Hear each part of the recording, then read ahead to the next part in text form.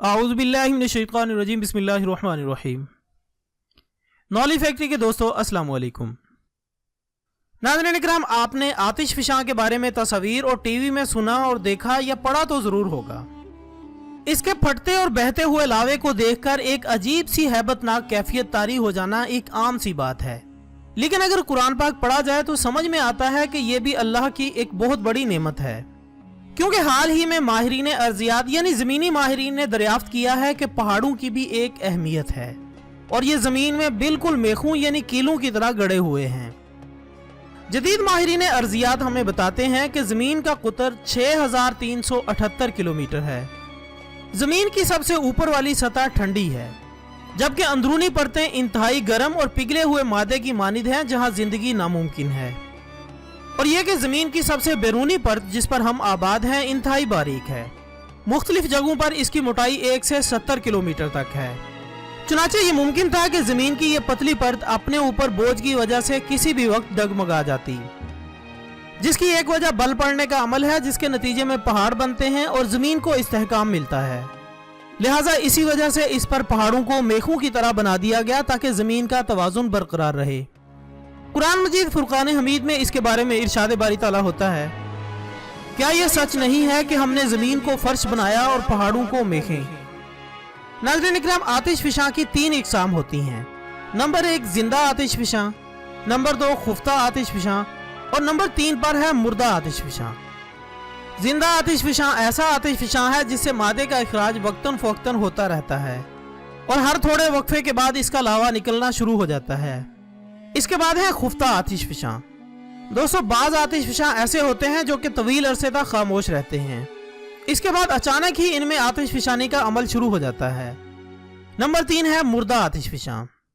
ऐसे आतिश फिशां जिसमें किसी ज़माने में आतिश फिशानी होती थी मगर अब इसका कोई इम्कान नज़र नहीं आता, मुर्दा आतिश फिशां कहलाते हैं। नाज़रीन इकराम, आतिश फिशां को अगर गौर से देखा जाए तो ऐसा लगता है कि कोई आग की बला है जो पलक झपकते ही सब कुछ जलाकर खाकस्तर कर देगी और इसके फटने से लावे के बहाव की रफ्तार 7 मीटर फी सेकंड होती है। इसकी तपश का दर्जा हरारत 22 डिग्री फ़ारेनहाइट होता है और इसको साइंस की जुबान में अर्जी जिन यानी ज़मीनी जिन भी कहा जाता है। नाज़रीन इकराम, 1980 में साइंसदानों ने ऐसे बैक्टीरिया दरियाफ्त किए जिनकी मौजूदगी पानी को मजीद गर्म रखने के बाइस बनती है और यह दरियाफ्त न सिर्फ अक्ल को दंग करने वाली बल्कि नाकाबिले तसव्वुर थी। और इस बैक्टीरिया का DNA टेस्ट करने पर यह बात साबित हुई कि अच्छे भले दर्जा हरारत को गिराने में यह बैक्टीरिया बुनियादी किरदार अदा करता है और इसका दर्जा हरारत 78 डिग्री फ़ारेनहाइट होता है। लेकिन इस तहकीक में यह बात सामने आई कि इन बैक्टीरिया की अक्सर तादाद ऐसी भी थी जो कम गर्म पानी में जिंदा नहीं रह सकती। इसके अलावा आतिश फिशां पहाड़ों का लावा पानी में 2 किलोमीटर तक जाकर पानी का दर्जा हरारत खतरनाक हद तक बढ़ा देता है, जिससे खतरनाक गैसेस और जहरीले मादों का ज़ुहूर होता है।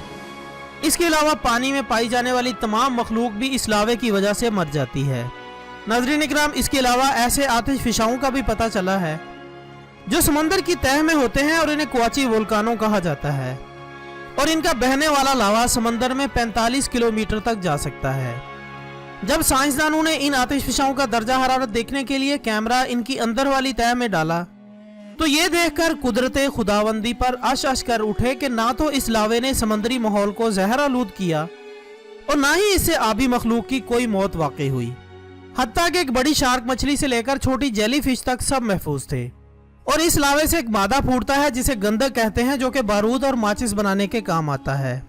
और मजीद तहकीक से ये बात सामने आई कि क्वाची वोल्कानों से पैदा होने वाले बैक्टीरिया बेजरर हैं जो समंदरी माहौल को जहर आलूद और गर्म नहीं होने देते, जबकि पहाड़ी आतिश फिशाओं का लावा जमीन पर न सिर्फ तबाही मचाता है बल्कि इनके बैक्टीरिया से फासद और जहरीले मादों का इखराज होता है, जिससे इंसानी और जंगली हयात दोनों बुरी तरह मुतासिर होते हैं। ख़वातीन हज़रात, तारीख के मुताले से ये मालूम होता है कि इन आतिश फिशाओं से इन इलाकों और कौमों की बदतरीन तबाहियाँ हुई हैं।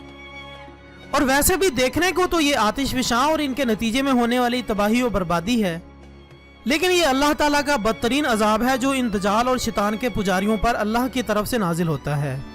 क्योंकि इस रूए ज़मीन पर कोई काम ऐसा नहीं जो उन्होंने अल्लाह की मार्फत और इसकी खुशनुदी हासिल करने के लिए किया हो, बल्कि हर वो काम किया जिससे इसके गज़ब को मज़ीद बढ़ावा मिले। اللہ ہم سب کو اپنی ہدایت پر کاربند رہنے کی توفیق عطا فرمائے اور ہمارا خاتمہ بالایمان فرمائے، آمین ثم آمین۔ اس کے ساتھ ہی آج کی ویڈیو کا اختتام ہوتا ہے۔